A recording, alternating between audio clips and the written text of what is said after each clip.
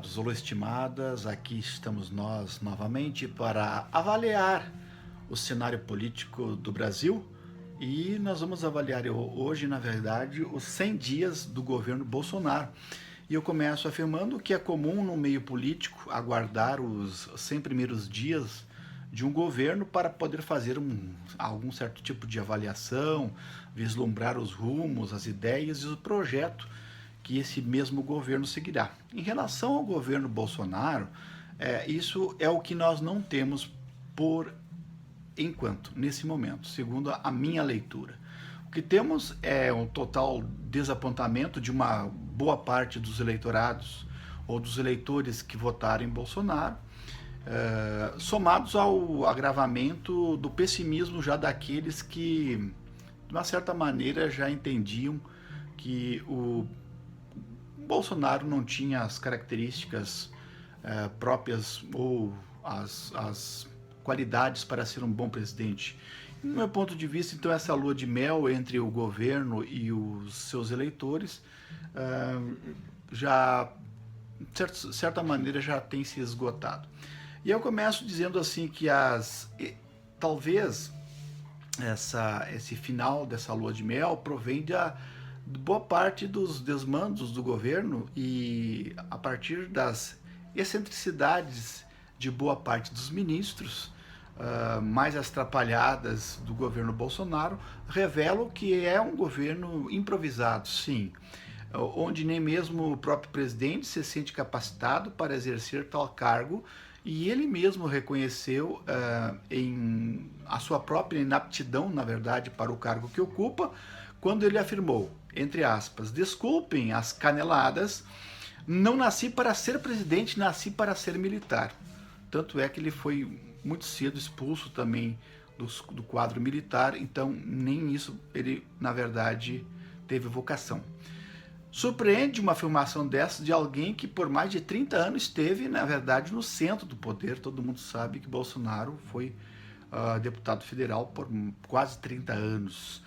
Recuos, mal-entendidos, tropeços, conflitos com o Congresso, nas redes sociais, o presidente tuiteiro, na verdade, tem sérias dificuldades em frear o seu ímpeto pessoal de sair daquele discurso mais ideologizado lá da campanha para adentrar em uma plataforma governamental que atinge, na verdade, todos os brasileiros. Na verdade, ele não foi eleito apenas por esse percentual que elegeu. Então, me parece que ainda o discurso de Bolsonaro é um discurso eleitoral, de campanha, pré-eleições.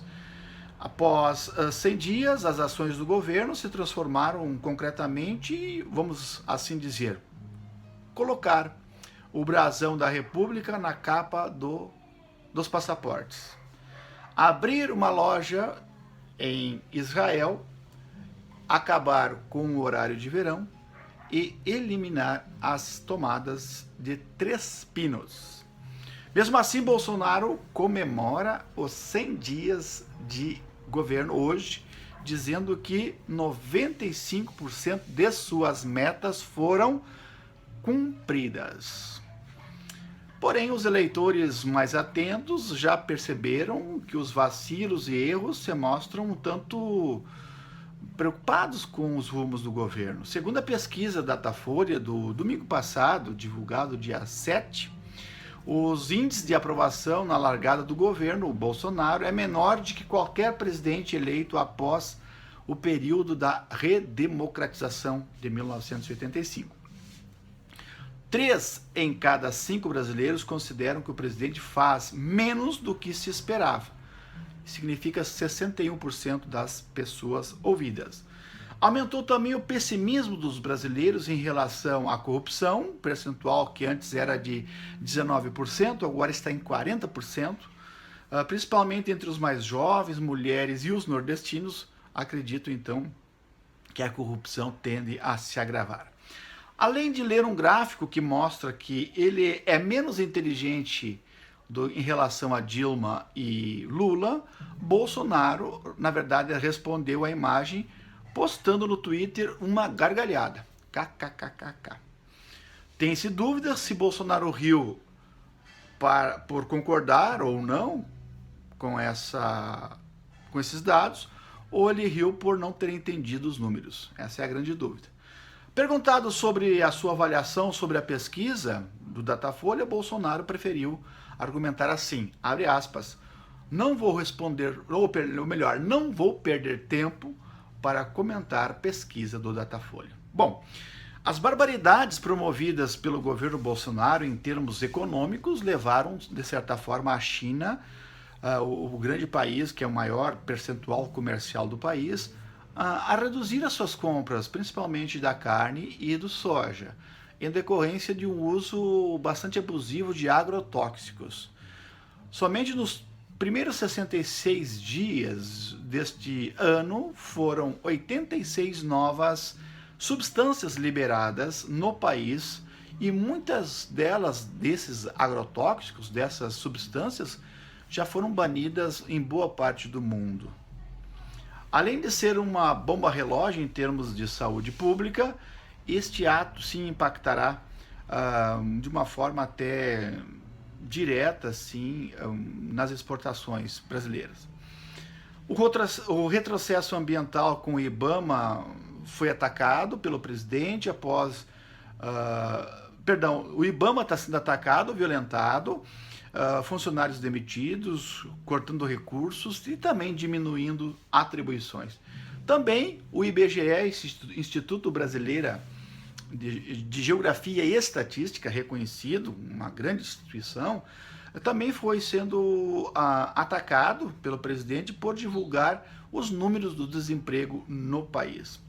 Podemos citar também cortes no programa Minha Casa Minha Vida, cortes de recursos para a reforma agrária, para a aquisição de alimentos, demarcação de terras de comunidades tradicionais e a triste realidade de 13,5 ou 13,3 milhões de desempregados que até o momento não temos nenhum tipo de política que possa alavancar a questão do emprego no país.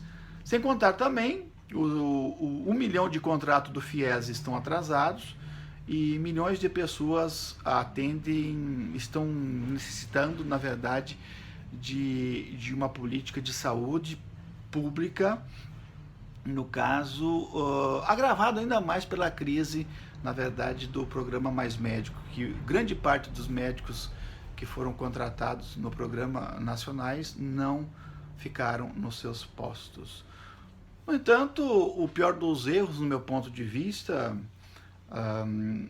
foi o estrago maior foi no Ministério, está sendo no Ministério da Educação, que não é por acaso que depois de 99 dias de governo houve uma troca de comando, saiu na verdade o Ricardo Vélez Rodrigues e entra Abraham Weintraub.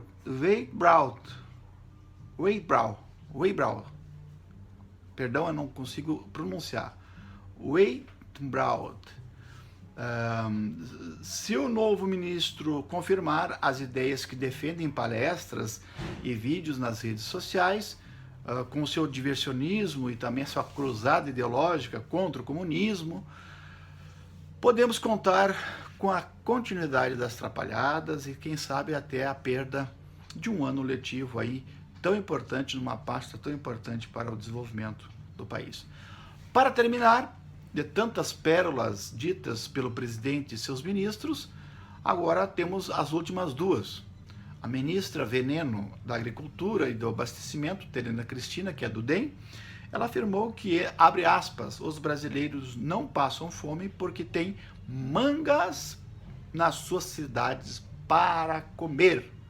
Bom, como se todas as cidades produzissem manga e que a manga, na verdade, fosse uma fruta que desse o ano todo, em todas as estações. E mais, o presidente também afirmou que prefere a garotada indo para o espaço, né, astronauta, propriamente, do que ser político, abre aspas. Queremos uma garotada que comece a não se interessar por política, como é atualmente dentro das escolas, e comece a aprender coisas que possam levá-las ao espaço no futuro.